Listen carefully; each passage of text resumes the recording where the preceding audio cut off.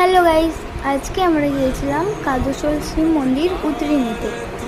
আর আমার বাড়ি তো তোমরা অনেকেই হয়তো জানো, কাদশোল থেকে প্রায় 1 থেকে 1.5 কিলোমিটার পেরিয়ে তারপর ডাগাশোল নামে একটা গ্রাম আছে, সেখানে আমার বাড়ি। কিন্তু আমরা তো গোয়ালতোড়ে থাকি, সেটাও অনেকেই জানো।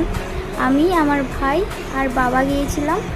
আর মা এই ফার্স্ট বছর ভোক্তা করলো।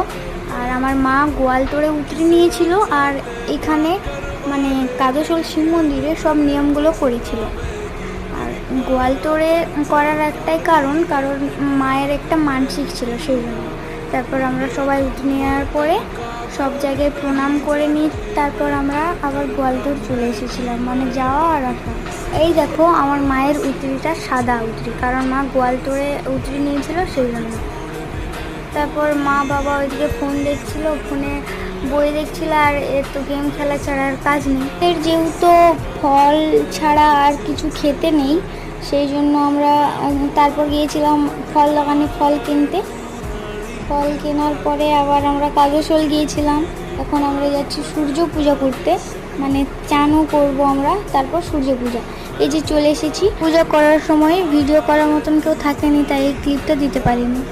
আমরা এই যে প্রণাম সেবা খেতে খেতে পুকুর থেকে ওই শিব মন্দির পর্যন্ত গিয়েছিলাম। তারপর আমার অবস্থাটা দেখো, দেন আমি কিছুই খাইনি, তবুও আমার বমি শুরু হয়ে গিয়েছিলো, জানি না কিসের জন্য বমি হচ্ছিলো। তারপর বাড়ি আসার পর রেস্ট নেওয়ার পর কিছু খেতে ইচ্ছা করছিল না, তারপর ওই একটু আপেল খেয়েছিলাম আর কি, তো সেটাও বেরিয়ে গেছিলো বমি হয়ে।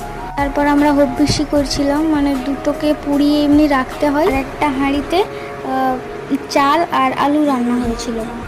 আর এইটা রাত্রেবেলা করতে হয়, তখন মানে কোনো আওয়াজ আসা চলবে না সেই টাইমে। সেই জন্য বাবা মা কানে মানে ঢাকা নিয়ে নিয়েছিল, আমরাও নিয়েছিলাম, যাতে না কোনো আওয়াজ পৌঁছে আর কি। তো তারপর আমার শরীরটা ওর এত খারাপ লাগছিল না, তবুও আমি এই ক্লিপগুলো নিয়েছি। আর এটা কলা পাতায় খেতে হয়। এই যে দেখো ভাত আর আলুগুলো মিক্স হয়ে গেছে, তো আমি খেতে পারিনি, ওই নিয়ম শুদ্ধ একটু খেয়েছিলাম আর কি। আর এটা ছিল জল ঢালার আগের দিনের ভিডিও। তো যদি ভালো লাগে তাহলে লাইক কমেন্ট শেয়ার করবে, আমাকে ফলো করবে। আর এর পরের পার্টটাও, মানে ভোক্তার পরের পার্টটাও আমি তোমাদেরকে দেবো, তো সেই জন্য আমাকে ফলো করে রাখো। তো এই পার্টটা তোমাদেরকে কেমন লাগলো আমাকে জানাবে। তো চলো, টাটা।